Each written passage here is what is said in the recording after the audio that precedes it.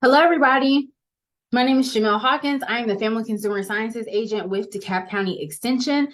I will be teaching today's lesson, and it is week 1 with Healthy Eating 101. So we just want to start by saying that this is an acknowledgement that this lesson is adapted from a lesson developed and tested by the University of Pittsburgh.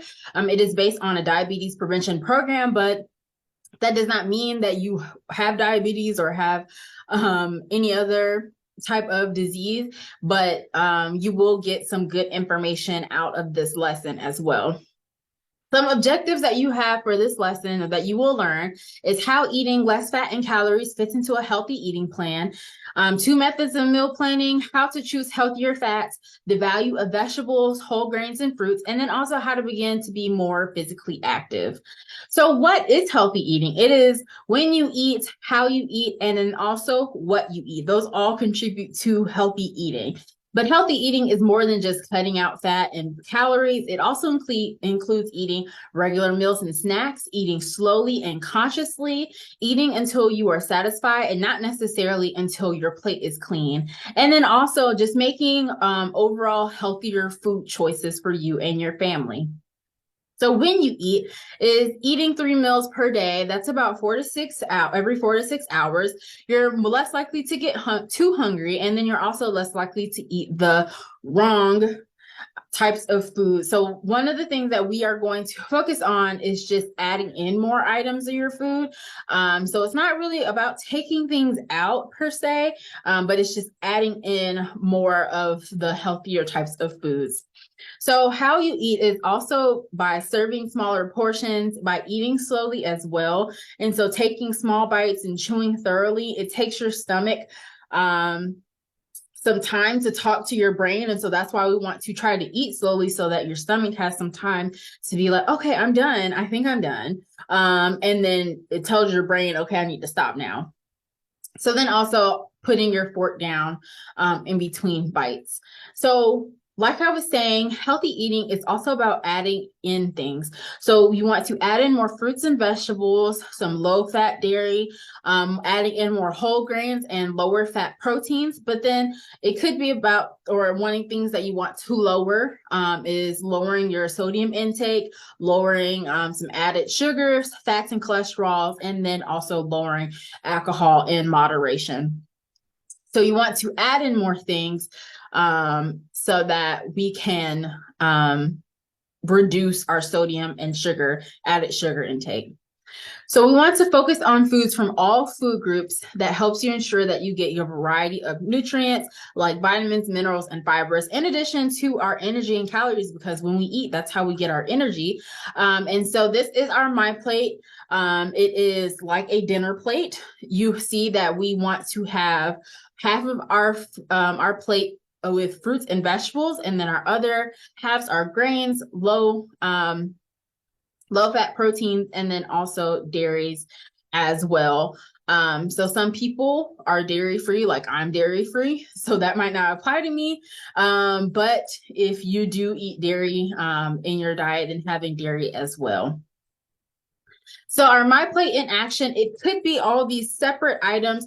So here on the bottom left, you see that you have carrots and green peppers.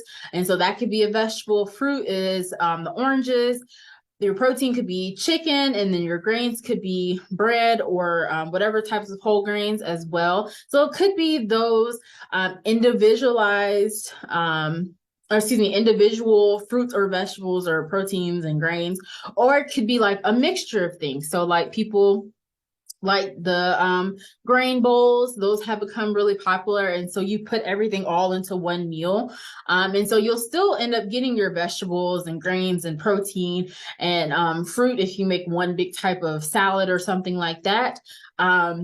Then you could get your mixture that way, or it could just be individualized things like whole wheat toast, the omelet with vegetables, and yogurt and berry parfait as well. So it's not going to be really see all those combination foods.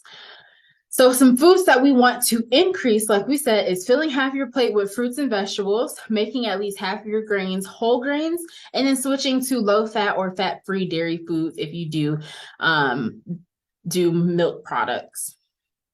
So what to change from that, from our everyday diets that we might want to change is just comparing sodium in foods like soups, breads, and frozen meals. So you don't have to get rid of all the things that you like to eat, but we want to be more mindful of possibly purchasing a frozen meal that is lower in sodium than the one that we previously used, or when we're looking at our soup selections, getting things that are lower in sodium or no sodium added, as well. Just choosing foods with lower numbers for everyday consumption. And then also adding in drinking water instead of our sugary drinks. But that also just depends on what your goals are. So if your goal is to drink more water and you do notice that you drink a lot of soft beverages, then instead of completely get rid of all the soft beverages all at once, you might want to try replacing one of those soft beverages with a water per day. So say you think, because some people drink multiple within the day. So if you say you drink 2 to 3 in the day, then just replacing one of those with water until that becomes easier for you. And then you might want to switch it again, switch another one of those soft beverages with a water instead. So now you're drinking 2 more waters instead of the 2 sugary beverages. And you're still able to enjoy those beverages, but then also you are intaking a lot more water than you were previously drinking.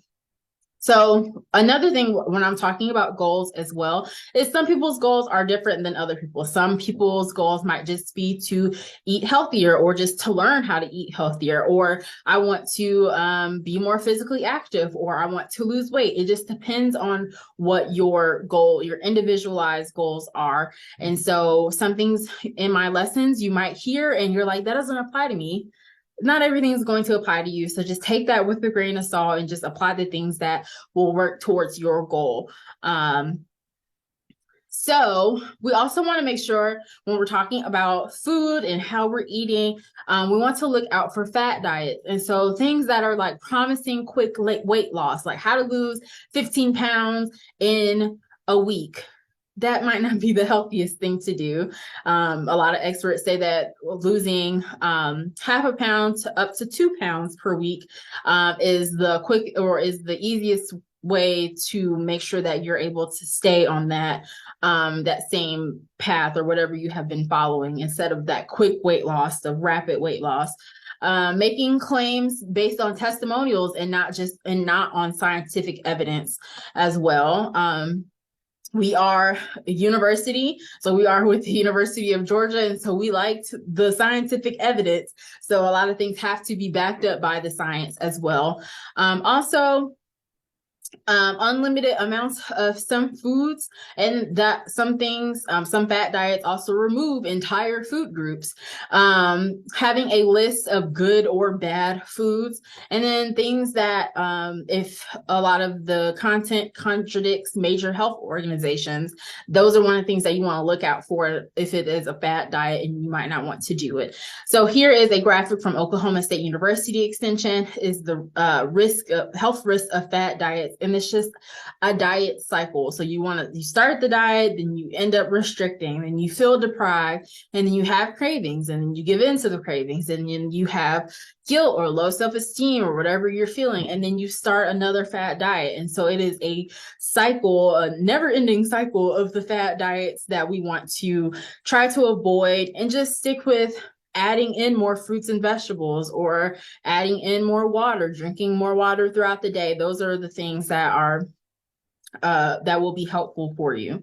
So each day we want to include a variety of foods from every food group. We want to choose lower fat and lower calorie foods as well. And then get at least 3 or 5 more servings of fruits and vegetables, and making half of your grains whole. So the next slide is going to be a video. Because we are the Fresh on Deck Mobile Farmers Market, we are going to be going out Tuesdays, Wednesdays, Thursdays, and Fridays, and we're going to be selling produce, low-cost fruits and vegetables. And so I just want to show everybody, or to advise everybody, to please wash your fruits and vegetables when you're getting them, either from us or from any other farmers market or from the grocery store, making sure that you are washing your produce before you eat it. And so here are, I'm just going to show you a video of ways that you can wash your fruits and vegetables.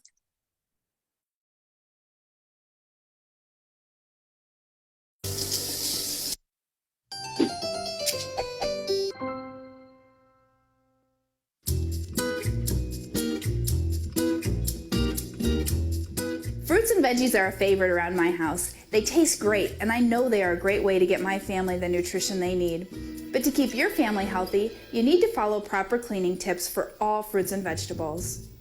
Fruits and vegetables need to be washed, even if those fruits and vegetables have a peel that isn't eaten. However, anything labeled pre-washed, like lettuce, can be eaten right away. You do not need to rewash it. Before you do anything, you need to wash your hands with warm, soapy water. Also wash the countertops and use clean cutting boards and utensils. You don't need commercial cleaners to clean fresh produce. Simply use cool running water. For firm vegetables, like potatoes, carrots, or cucumbers, use a scrub brush. Light pressure from your hands is all you need for apples, bananas, peaches, and similar fruits. Leafy greens should be separated before being washed several times under cool running water to remove soil or sand. Fragile fruits like berries should be placed in a colander and rinsed. After washing everything, pat your produce dry with a paper towel. Typically, you should clean fruits and veggies right before you plan to use them. But if you want a quick snack, veggies to take for lunch on the go, or pre-preparation for a meal, some produce can be washed and cut up ahead of time and stored in containers or plastic bags. After washing the fruits and veggies, just cut them into bite-sized pieces or whatever size you need for a meal and store them. To save time, these fruits and veggies are ready for your next meal or as a quick snack for your family. Please remember, after cleaning and preparing fruits and vegetables, you need to wash your hands, countertops, cutting boards, and utensils with hot soapy water. Just follow these steps every time to ensure that your fruits and vegetables are clean, safe, and ready to eat for your family.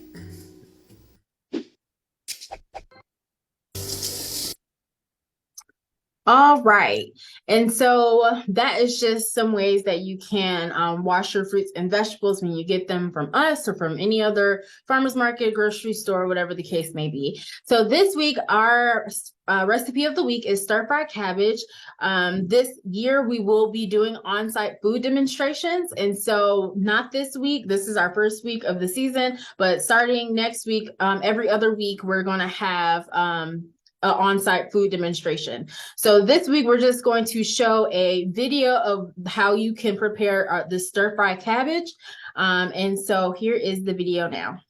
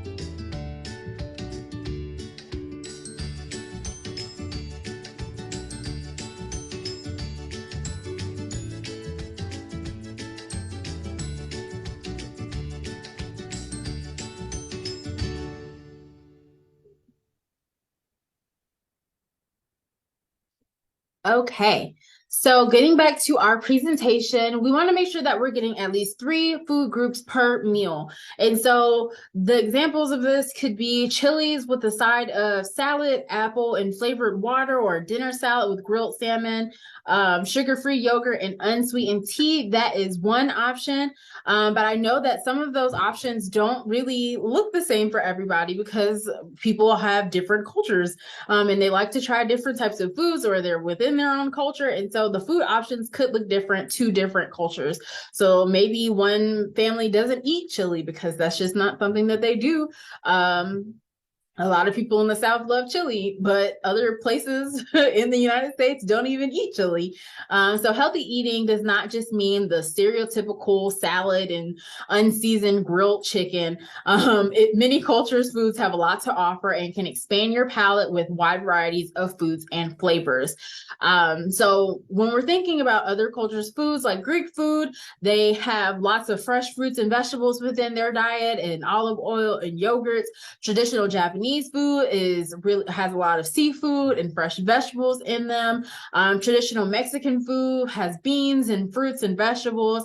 Some of the dishes that we might see like in restaurants could be like the Americanized version of those foods. So they might not be the healthiest. So if you're looking for something a little bit more traditional, a lot of those traditional foods have those different types of ingredients. Like Indian food has lots of herbs and spices in them. And then also a lot of Indian dishes are vegetarian. So if you are vegetarian, you're looking for different ways to prepare your fruits or your vegetables for your diet, then look at some other cultures, types of how they prepare their food, and you might get some ideas as well.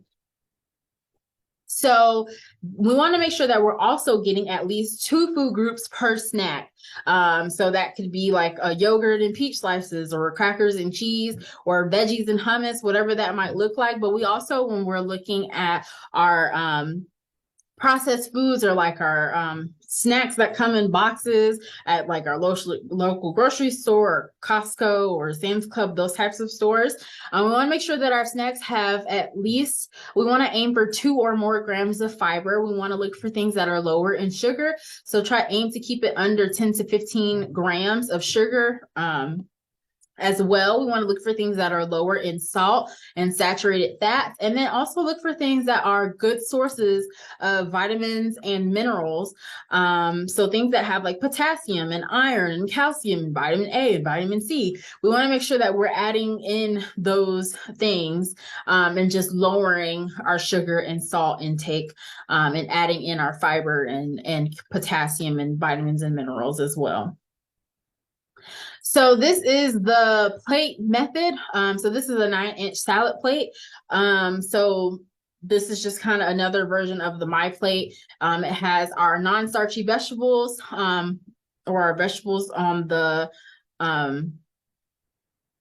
left side, making half of our plate, then having our starches, our protein foods, milks, and fruits on the side. And then also I want to say that our word of the week is plate. If you are here, one of the reasons why you might be taking this class is so that you can get $10 off of your purchase for our classes. For our stops when we go out Tuesday through Friday. So that is the word plate. So make sure that you write that down so that you can let us know when you are checking out, so that you can get $10 off. It is 1 use per week. So if you're going to use it on one day, then just use it on that one day. And then we're going to change the word of the week every Monday. So it'll be a different word every Monday, so that you'll have to come and join our classes, so that you will be able to utilize that $10 off. Also, if you come to our market and you only have about $5 worth, say for example, $5 worth of produce, then you are only using that $5 off chance. So you won't be able to come back on like another day and say, I have $5 left and I want to take another $5 off, whatever the case may be. Then we're not going to be able to do that. It's only $10 at that time. So you're more than welcome to go back and get $10 worth of produce, but we won't be able to split that discount over multiple days as well. So word of the week is plate. Make sure you write that down so that we are able to take that off when you get to the window. So some of the advantages and disadvantages of the MyPlate is that we'll see that we have a portion control. You might be able to get your variety in, and it's a balance of nutrients. But the disadvantages is it doesn't really capture those combination foods, like I was saying before, like a grain bowl or casseroles or pasta or tacos that have multiple things in them, like a grain, a fruit, a vegetable, and a protein in them all in one as well. So also when we are cooking and we want to try to choose healthier oils, we want to choose saturated fats. Those are those fat, the types of oils that are solid at room temperature, like an animal fat, like bacon fat, something like that.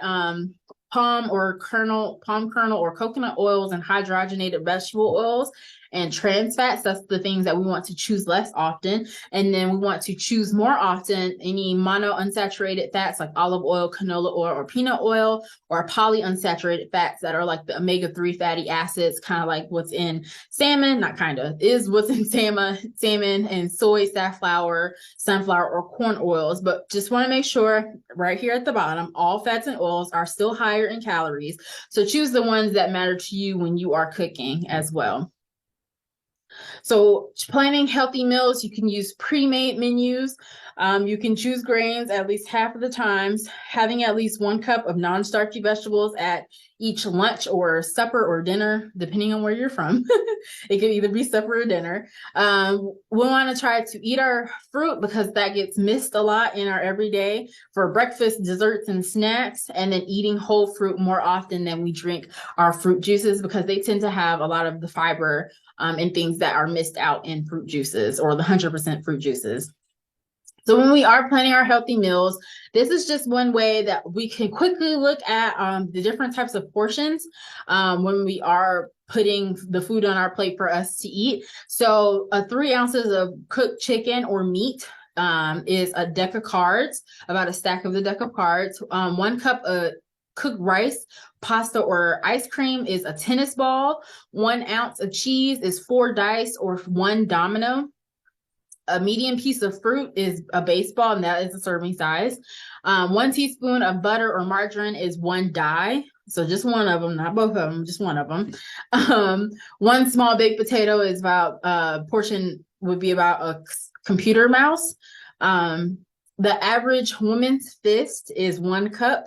2 tablespoons of peanut butter, jam, or salad dressing is a golf ball, and then 1 ounce of chocolate is a packet of dental floss. So that is just if you are looking forward to utilizing portion controls and you just want to look at something that is handy for you to like visualize or for you to see, then that is one way to look at your portions. So making healthy eating affordable is one way is to avoid those convenience foods because everything in the grocery stores now are super high. And every time I walk into the grocery store, I'm like, it's more. I just was here last week. It's more now. So we want to try to avoid those convenient foods. While we don't like chopping onions because they make us cry, buying those pre-cut produce or pre-cut vegetables will be a lot higher. It tends to be a lot higher than just buying the vegetable and chopping it at home or buying marinated or ready-to-eat foods already at the grocery store. Also mixing fresh, frozen, and canned fruits and vegetables and meats as well. Because a lot of people think that fresh is just the epitome of healthiness, and that is not always the case. You can still get your nutrients from frozen and canned foods, and sometimes it might just be more convenient for you as well, depending on your lifestyle, because you buy a head of lettuce and you don't use it, it's gonna go bad.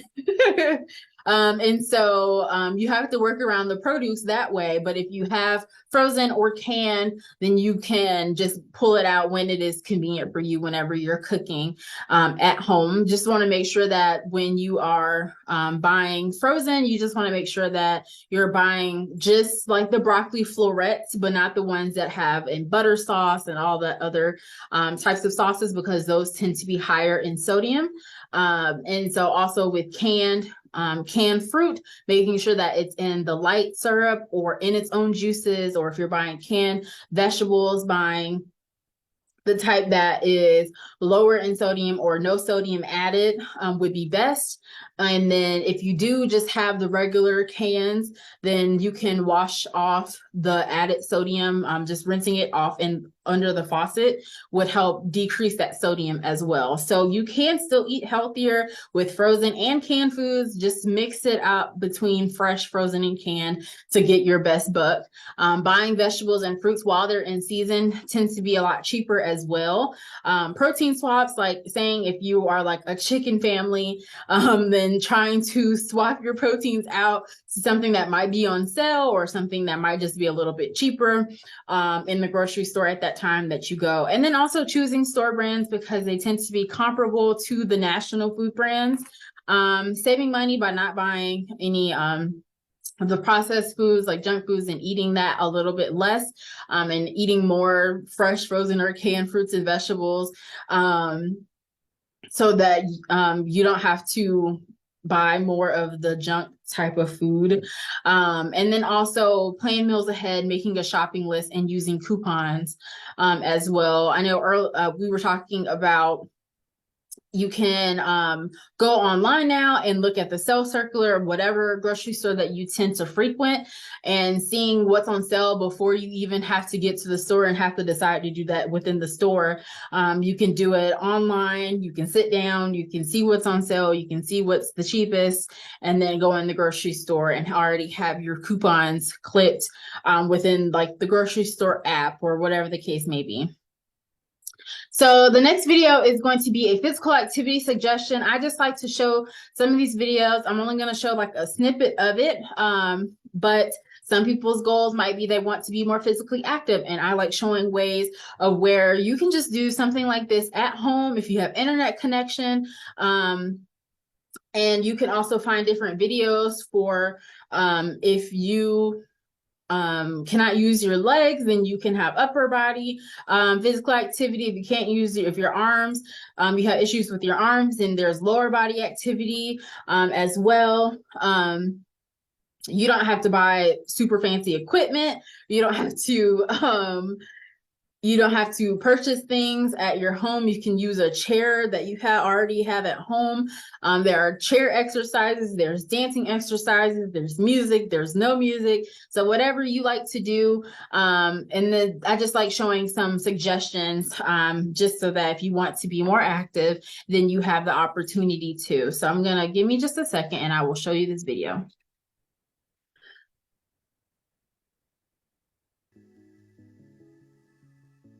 Hi guys, my name is Rosaria, and today we are going to be doing a lower body workout. You can use a chair if you like to, or you can do it without. It's completely up to you. I'm going to show you how to use the chair to assist with your balance. So today's workout is focused on the lower part of the body. We're strengthening the quadriceps, the hamstrings, the glutes, and the calf muscles. So this is going to really help with your balance, your stability whilst you're standing, your leg strength when going up and down stairs, and just help you with your walking in general. So let's get started. We're going to really lifting that heel nice and high. Getting ready to march on the spot. Let's go. Okay, so as I said, you can use the chair, or you can just do this without the chair. Completely up. Okay. So I just like showing some videos like that because it just shows people that might look like you, people that might not look like you, and they have a variety of different types of activities out there so that you can be more physically active if you choose to do it at home, or if you want to do it with a friend.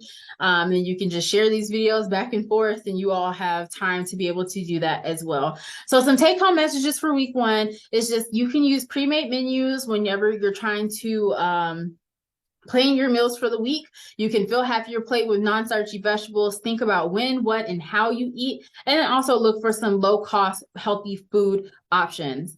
Throughout this class, I might be the next 8 weeks or 7 weeks now, we might be talking about goals, and that might not be your goal. It might be somebody else's goal, whatever the case may be. If you came into this class and you didn't have any goals that you wanted to set, but maybe you do want to now, then these are just some tips of how to turn your big goals into smaller, smart goals, so that you can help build healthy habits. And so sometimes our big goals could just be, I'm going to eat healthy, or I want to exercise more. And while those are really great goals, we want to be able to make them into smaller goals so that we're going to be able to achieve them. So that is where the SMART goals come from. And it's S for specific, M for measurable, A for attainable, R for realistic, and T for time bound. So just making sure that we're describing exactly what we want to do. How can we measure our progress in that?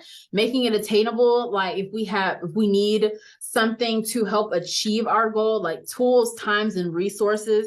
Maybe it's just having an accountability partner, or having somebody to do this with, or being realistic, making sure that you can have long-term success with these smaller goals. And then making it T for time bound, having a start date, a frequency, and a deadline as well. So we have our goals here on the right side, and it's like, I'm going to eat healthy, but how do you make that into a SMART goal? It is, beginning this weekend, I'll fill 2/3 of my plate with fruits and vegetables at every meal 4 days a week. And so that could be somebody's goal, but it also might not be your goal, because that might not be something that could be attainable or is realistic for you right now. And that's okay, because everything can be individualized. You can do your own goals and make it to whatever you want to do. So you can change that. If that might be a little bit too much for you right now, you can change it to, beginning this weekend, I'll fill 2/3 of my plate with fruits and vegetables at one meal 2 days a week, or at 2 meals 3 days a week. Whatever you think that you can achieve, then that is what you'll do. And then you can also add in, at the end of this 16 weeks or in the next 8 weeks, that's when you'll end it, and you'll change it to something else. So then another goal could be, I want to exercise more. I want to be more physically active. And that's a great goal. But how do we make that into a smaller goal? Beginning Monday, I'll do at least 30 minutes of activity 5 days a week. And sometimes them 30 minutes might be too much, and that's okay. So we'll change that into making it something that is more achievable for you. And so it could be, beginning Monday, I'll do at least 5 minutes of activity 2 days a week. Or you can be more specific and say, beginning Monday, I'll do at least 10 minutes of walking around my neighborhood 2 days a week. And that could be your goal as well for the next 6 weeks, or for the next 2 weeks, whatever the case may be, however long you want it to be, just to get started. And then you can always go back and amend these goals to make them a little bit more challenging, or to make them not as challenging. And so it is all for you to do. So if you want to set your weekly goals, then that is something that you can do. You can do this with your friends and family as well. So you can have some goal ideas. These are just something that, just some suggestions or some ideas if you don't have any right now. It could be keeping track of what you eat daily. It could be using the My Plate method at least 3 to 4 times a week and planning a meal, or it could be doing something active 3 to 4 days this week, or 2 to 3 days, or at least one day, whatever the case may be. So my name is Jamil Hawkins. You can find me if you have any questions or comments, or if you want any links to the videos that I've shown you, you can send me a message at Jamil, Jam as in Mary, ILLE, Hawkins, HAWKIN as in Nancy, S @ UGA.edu. And you can send me a message and I'll be sure to get back with you. Here on the right side of the screen is a QR code, and at the bottom below that is the web address for our evaluation. We will ask you to do an evaluation every week. So if you see this class being posted, we're going to ask you to do an evaluation for it, and you can fill it out. Healthy Eating 101, DeKalb County week 1, whatever whatever you think of healthy eating for this week's evaluation. And then next week it's going to be another blank evaluation, and you'll have to fill that in as well. So you can find us on freshondek.com, on Facebook on Fresh on DeK, and then also on Instagram on Fresh on DeK. We try to like keeping it branded so that you'll know where to find us and it'll be easy to find us. So if you have any questions and you don't want to reach out to us and you want to look yourself, then you can find just about everything on either of these things. So you can get updates for the week, or anything like that. So this is just the schedule for this week, or for the next 8 weeks, excuse me. We'll be out Tuesdays, Wednesdays, Thursdays, and Fridays. And we'll be at County Line, Ellenwood Library on Tuesdays mornings, Beulah Missionary Baptist Church on Tuesdays afternoons, Wednesday mornings, Scott Kendler Library, Wednesdays afternoons, Lou Walker Senior Center, Thursday mornings, Clarkson Community Center, Thursday afternoons, Eastlake YMCA, Friday mornings, Reserve at Harrison Lake, Friday afternoons, DeKalb County Extension Office off Memorial Drive. So these are the locations that you can find us at.